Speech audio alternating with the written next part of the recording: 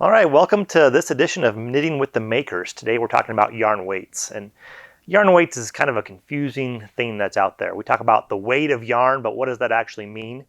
Usually when you go into a knitting store, you're going to see a 2-ounce skein or a 3.5-ounce skein, a 100-gram skein, a 50-gram skein. That's obviously a weight of yarn. But when we're talking about weight in terms of the yarn structure, we're talking about more of a linear density. So how much weight per length is in that yarn. And that's how we as a maker, when we're making yarns, that's how we're dictating every yarn that goes through the production line is a weight of fiber per length or yardage going through the process. When you're seeing a yarn label, you're seeing on there, you're seeing your yards per pound, so often designated as YPP. So your yards per pound, so it's how many yards are in a pound of yarn.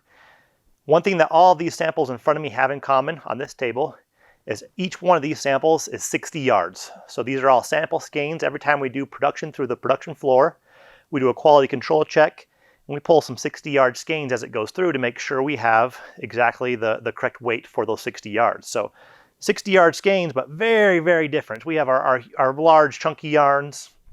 This would be our 2-ply Yellowstone. A really unique single ply that's actually been untwisted again to create a lot of bulk into it. Going all the way down to our really fine yarn. So this is a single ply of a baby weight yarn, super, super fine.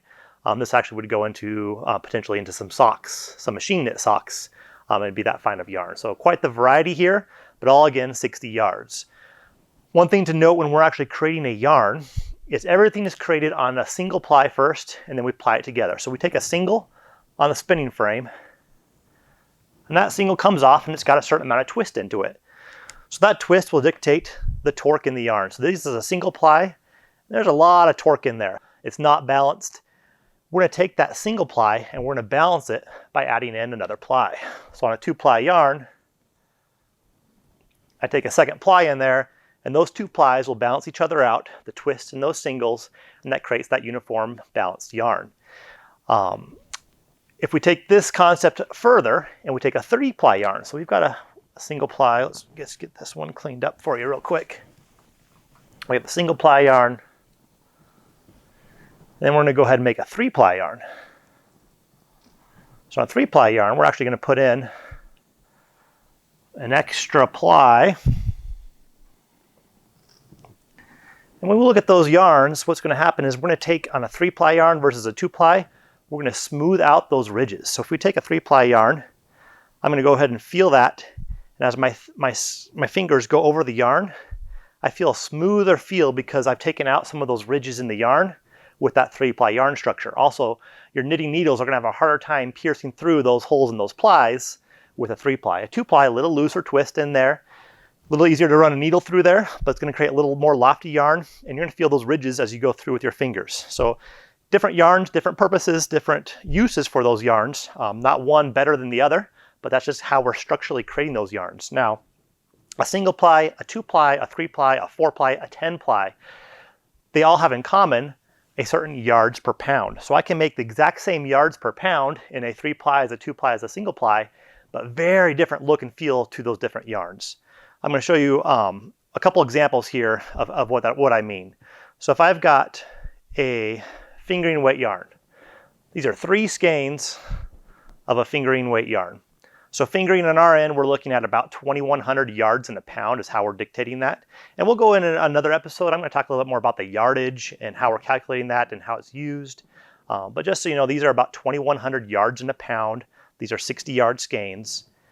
Look at the length difference between each of these. So visually, this is 100% wool. This middle one is 50% bamboo and 50% wool. This last one's 80% Lincoln and 20% wool.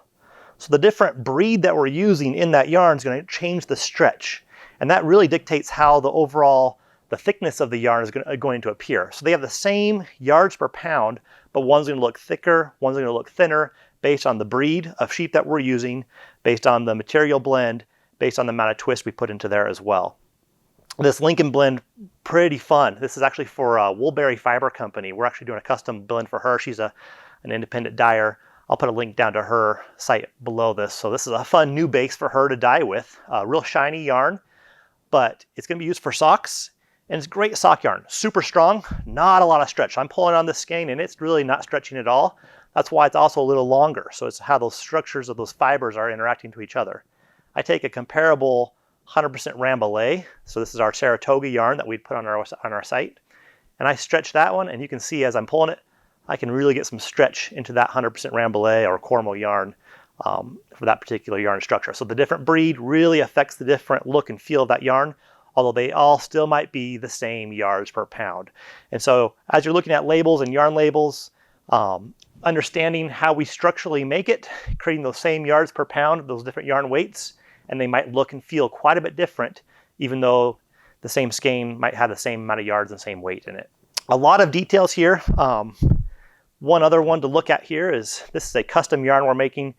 This is going to be our release for our October Yarn Club. So if you're one of our Legacy Yarn Club members, look forward to this one. It's going to be a great fun yarn.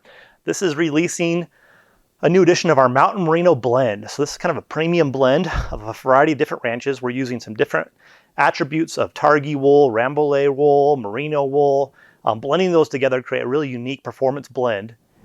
When we create a new yarn, these are the two tests. So this is the first test we did. You can see here a lot of torque. It's kind of bunched upon itself, doesn't look very nice.